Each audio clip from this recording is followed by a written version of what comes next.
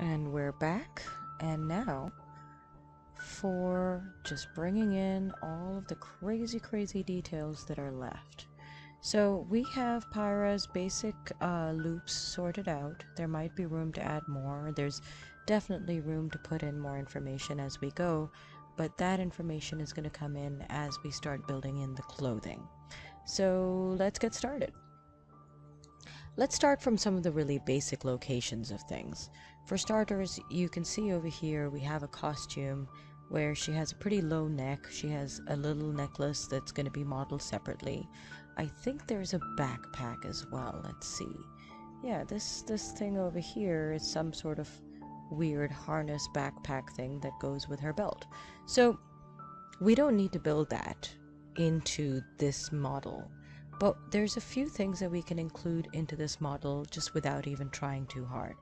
One of them is just sleeves and the shirt and anything that is currently, shall we say, fitted.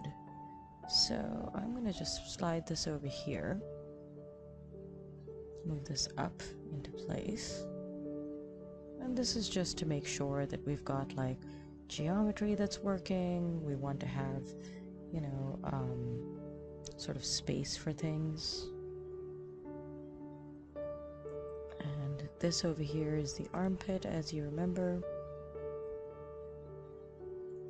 I'm going to pull this out a little bit to match a little bit of what we're seeing over here. So the nice thing, once you get your body's geometry down and the quads sort of reserved and like preserved, now it just becomes a matter of like where we put in extra information and how. So let's put in some extra information right here on the sleeve or off the sleeve. If you can see, I'm pretty sure this actually feels like it's like she's actually wearing like a body covering as well. But there's still like sleeve-like activity here. So I'm gonna just kind of take this, grab this loop, scale it up, move this over.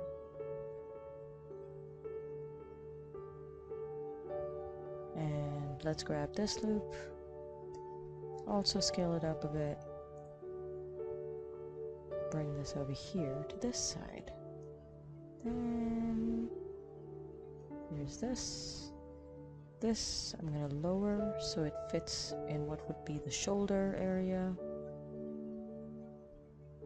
Let's look at it from above so you can kind of see what shapes are being created.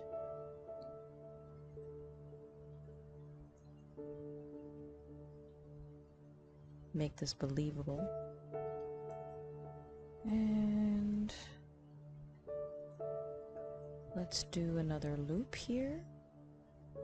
I'll bring this a little bit close. Let's scale it. So this way, what I'm actually doing is I am creating information that will read as clothing, because I don't really need like to make a separate set of geometry. That's actually like the hugest waste of everything that we can do. But just by relocating the geometry that we have, we sort of guarantee a much better performance for ourselves, because now when we're like looking at Pyra and kind of deciding how to like set her up, we know she's going to deform in a believable manner. We just need to like sort of loosen the skin so that it becomes clothing instead. So this actually makes life a lot easier when you're working. And now we've got sort of room here for maybe like wrinkles and stuff. We know that there's going to be bending around here. Let's actually add in a little bit of space. Grab this. I'm going to open that up. Let's look at it from the side view. You can see there's like more of a pooch here than there is there. And this. Don't forget, there's also going to be room over here as we start to like put a belt underneath here as well, So I'm going to just sort of like set this up so that this feels a little bit more believable. Bring this up and forward. I'm not going to worry too much about this area because there's a skirt over it. So if you have a skirt over it, you're not really worrying so much. Let's look at this from the front view. I'm going to scale this up a little bit. Look at it from the side view. Grab these, pull them out.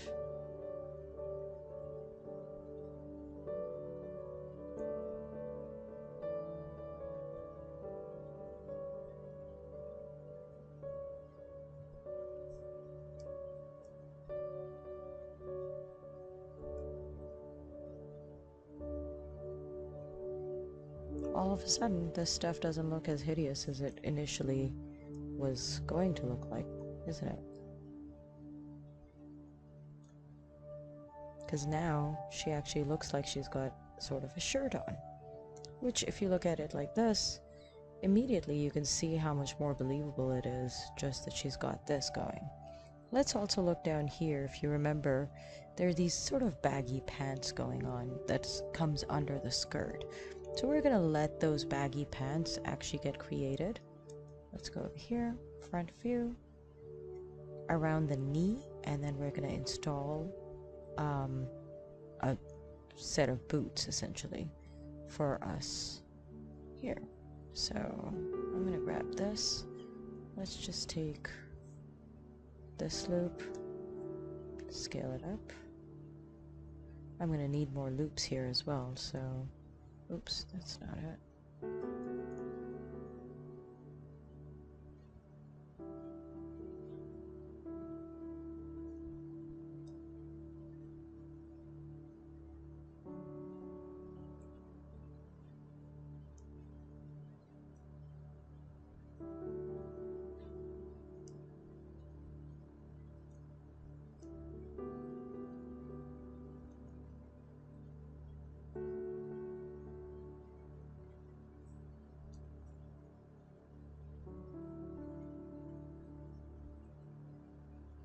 Pull these down.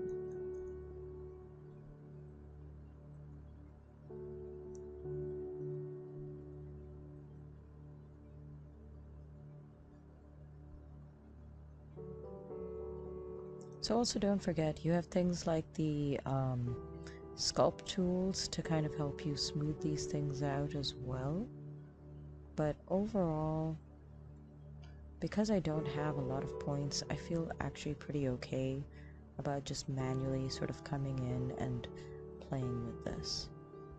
With this part of the character, just opening these up a little bit can make a big difference.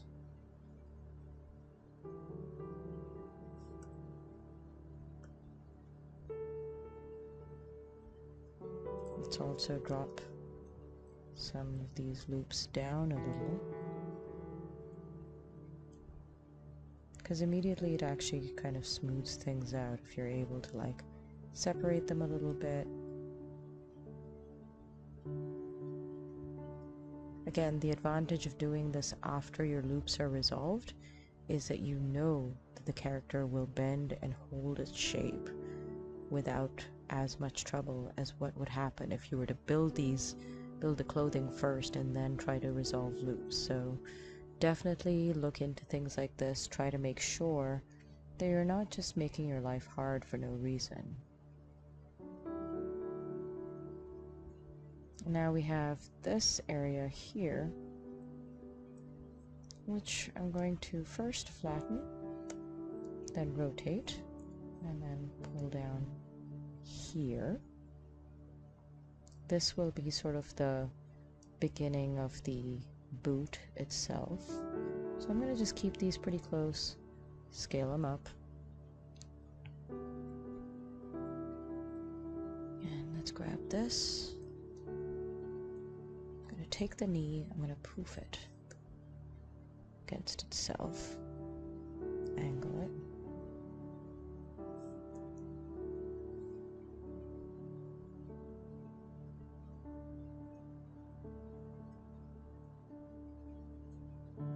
Here.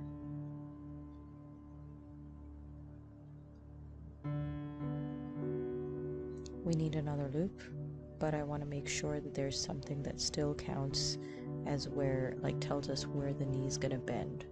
So add another loop here, scale this up a little bit,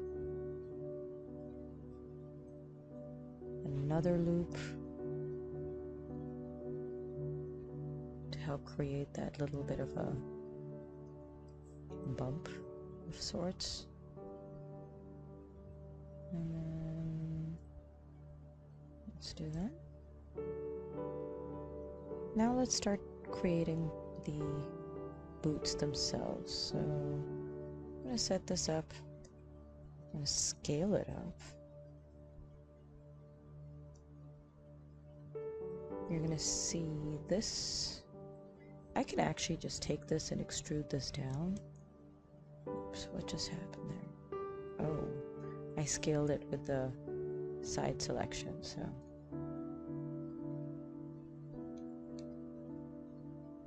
That's fine.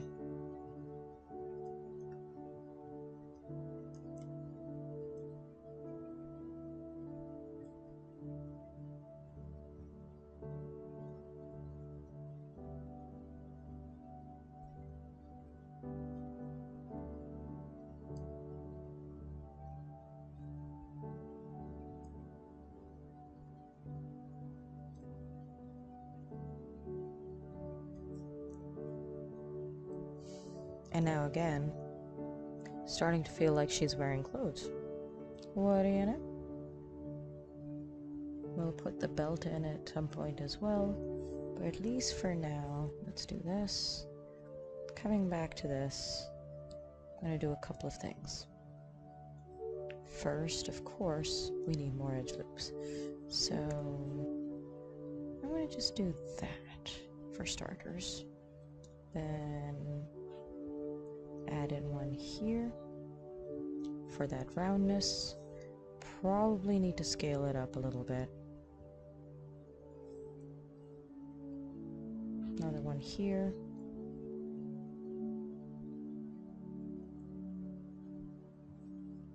And then let's add a couple over here. Maybe with a little touch of scaling.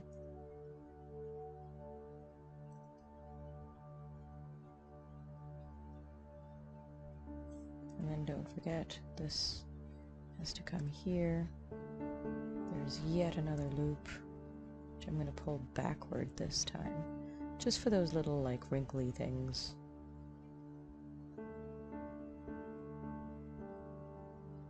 That gets created almost without even trying. I'll pull that up. Oh, we need a horizontal one.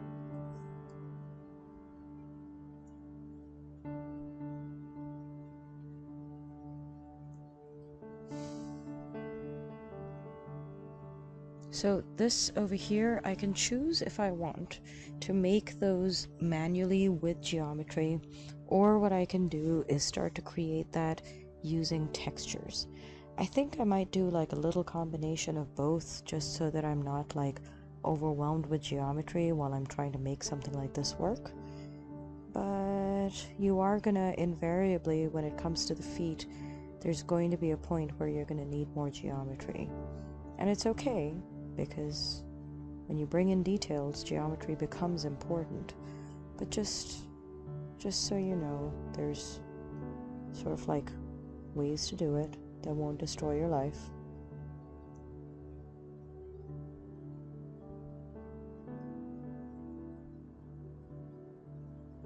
What I'm also going to do is put like sort of a supporting loop around here. I mean, not a supporting loop, like a sort of cutting thing right across, which could have been just done by if I had chosen to extrude those faces down. There, that's the cut. This is the stuff. What we can also do is set up a little sort of pattern for ourselves where we actually like cordon off the heel for ourselves, which is Not a bad way to do it. So let's just go ahead. I'm going to cut from here.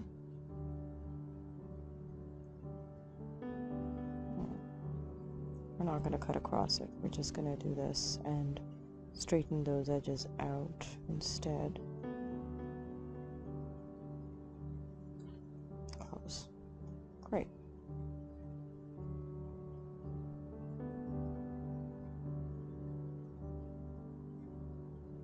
So again, we could do a diagonal or we could just merge. I'm thinking let's merge instead because A, that's a little bit easier, and B, I want less topology, not more. So I'm going to grab these guys too, just sort of flatten them out because I'm going to use that part as the heel, like the kind of bumpy part of things. I'm going to set this up. Bring this here. Let's also grab these guys, move them this way.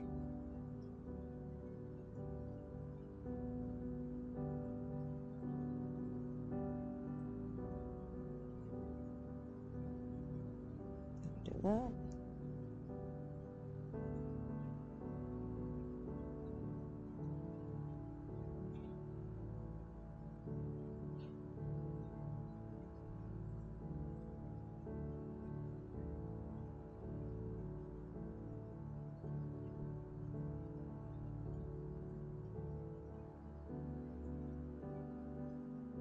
It's all about the contrast, how these things sit in relation to each other. So if you have a good idea of what the foot or the shoe or the boot should look like, then this is going to be what ends up happening. And then the question is how do we resolve the five-sided polygon and the triangle? Do we need more geometry or do we need less geometry? How does this work? So as you build, you're going to find that there are times when you need more geometry and there are times when you need less. Right now, I could probably get away with less, but I do wonder if this is necessarily the best way to resolve this. Oh, yeah, it's not bad actually.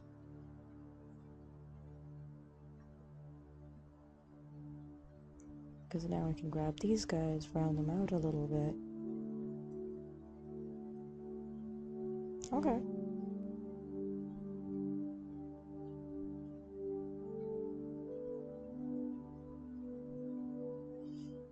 Same thing here.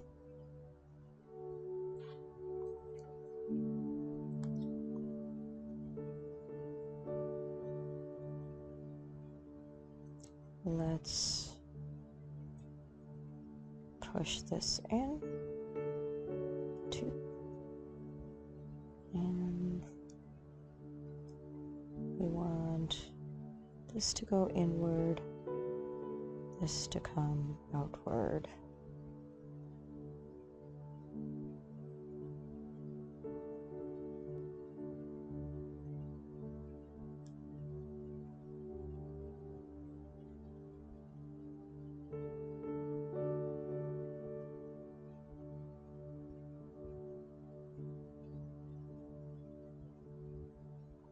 Might be too far in.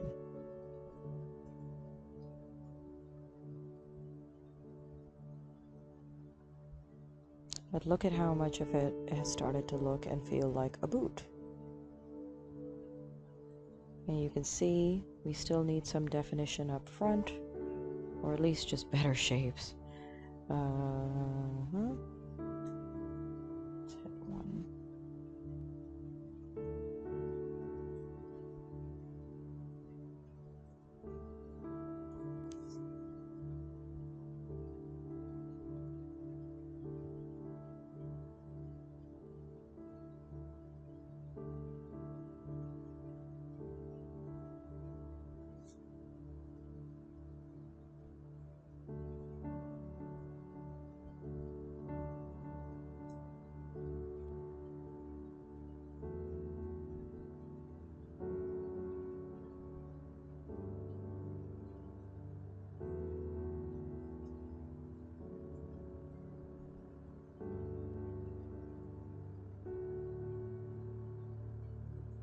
Oof.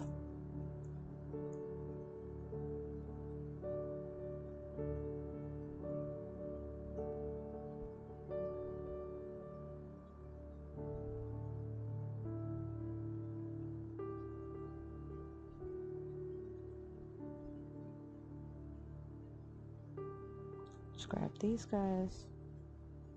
So boots have a little bit of pointiness to them, usually to make room for the big toe, so that's pretty decent. And push this in.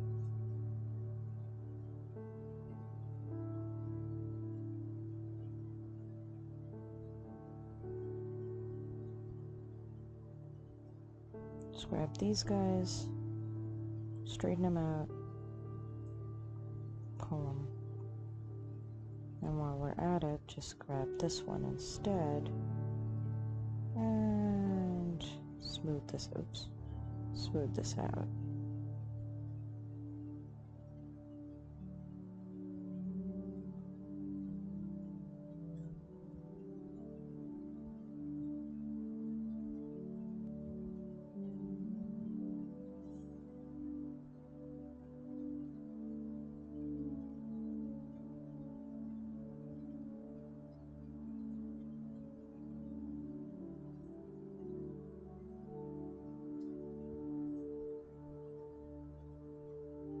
Alright, so let's do that.